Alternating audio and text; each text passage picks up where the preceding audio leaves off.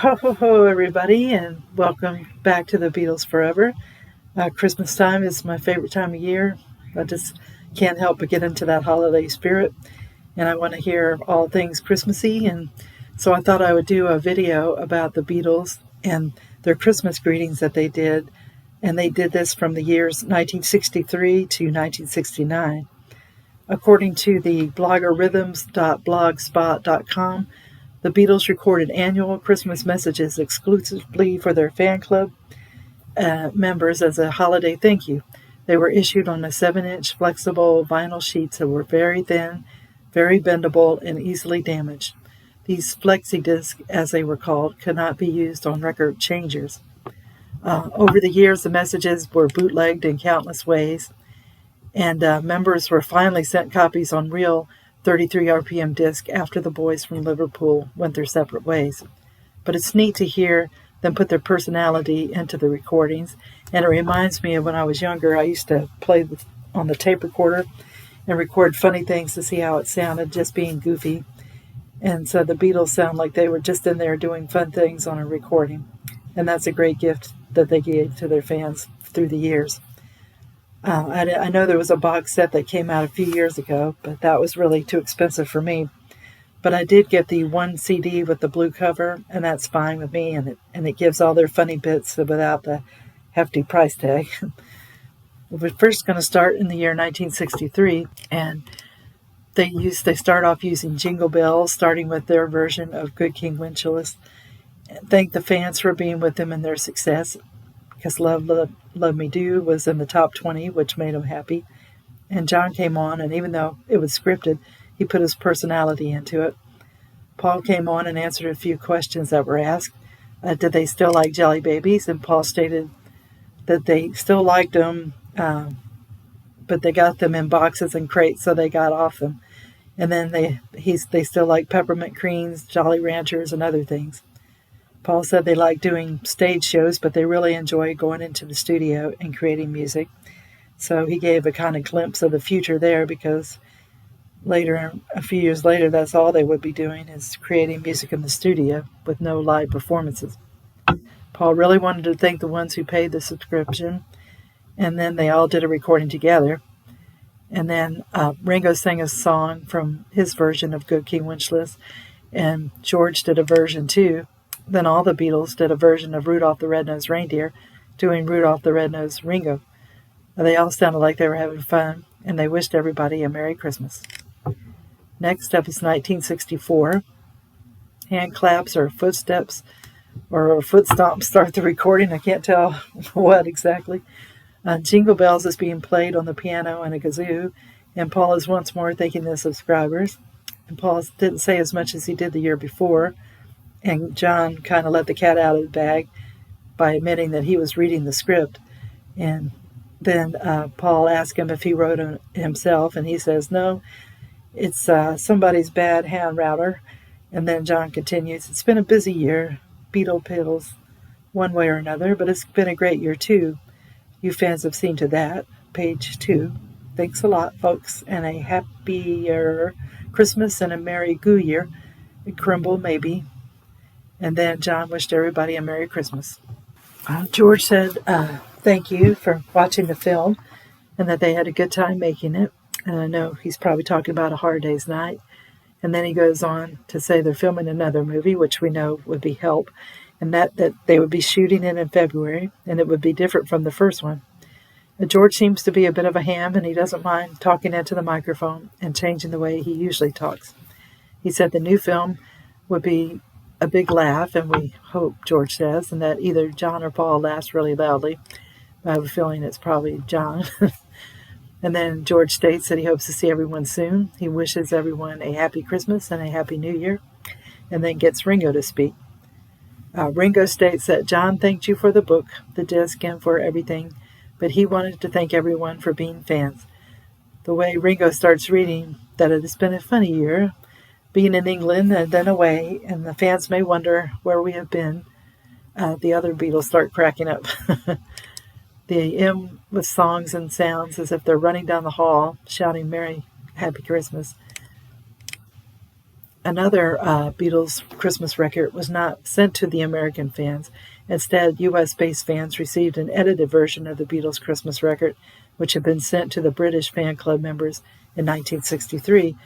Also, as opposed to using flexi disc, the U.S. fan club sent the message in a tri-fold cardboard mailer with the record embedded in one of the flaps of the cardboard.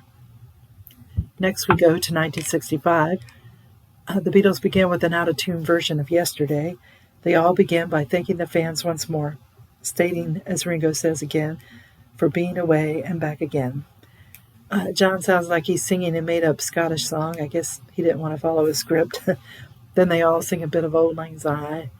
And then John starts to sing, it's the same old song. And Paul, I think it was Paul, but I think later read it was George, pipes in about the copyright John back to the Auld Lang Syne and made up lyrics. They end with Christmas comes but once a year.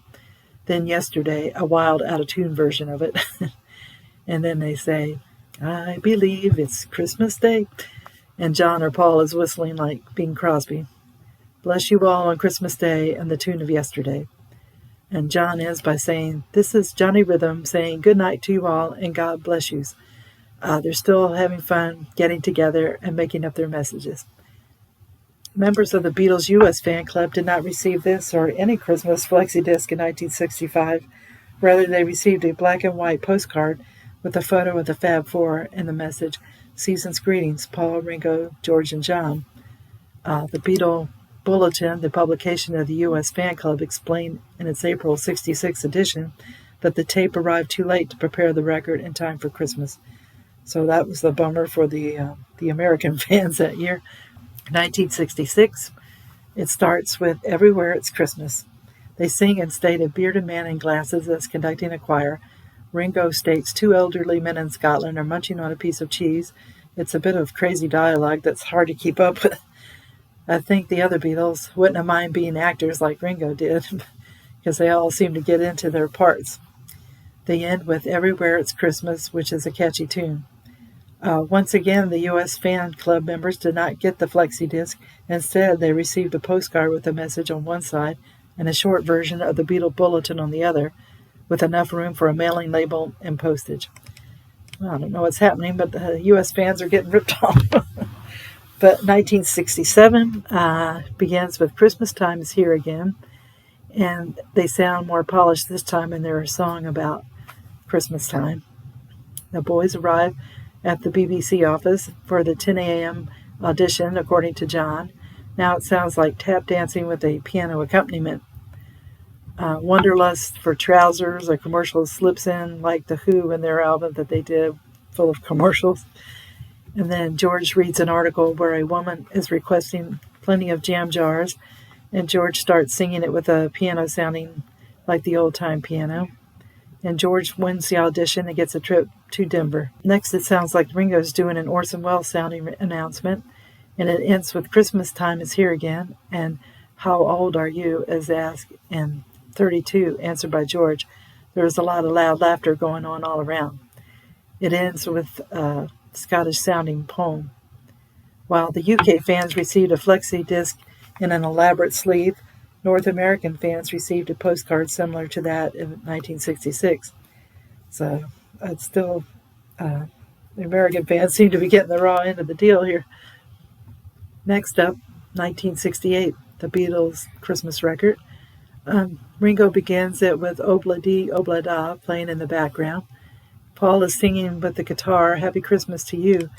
It sounds as if the guys are recording separately this time. I suppose they weren't getting along as well together at this time.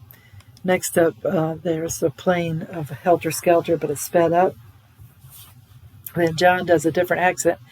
Those Endearing Young Charms song is playing on the piano, and the sound is like a 50s song, The Purple People Eater. And George wishes fans all over the world thanks. And Mal Evans, he mentions, wants to wish everyone well too, and he does. And then Ringo appears again, and it sounds like he's doing an act with John. And Paul comes in again with his song, Happy Christmas. And then Ringo comes back again, because it's hard to keep up. They all keep coming in and out. And George says that there's a special guest, Tiny Tim.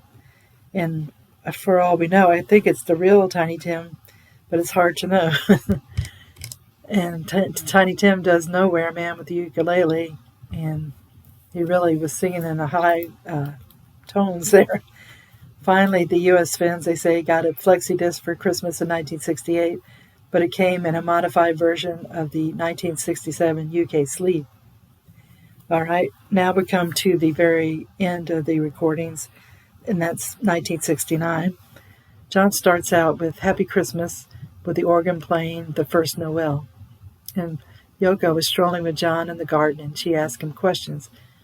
It's kind of neat to hear their question and answer sessions, and there are recording at their estate. So it's neat because at first I thought maybe they were doing sound effects of footsteps and walking around, but I think they were really doing it. So she asked what food he likes, and John said cornflakes made with Peruvian hands and blessed by the Hare Krishna. Leave it to John not to just say cornflakes. He has to add on other embellishments there. George says Happy Christmas over and over on a loop. And then Ringo is singing an old jazzy-sounding song. And next is a guitar riff from the Abbey Road Carry That Weight song. And John is asked by Yoko, how do you like the gardens here?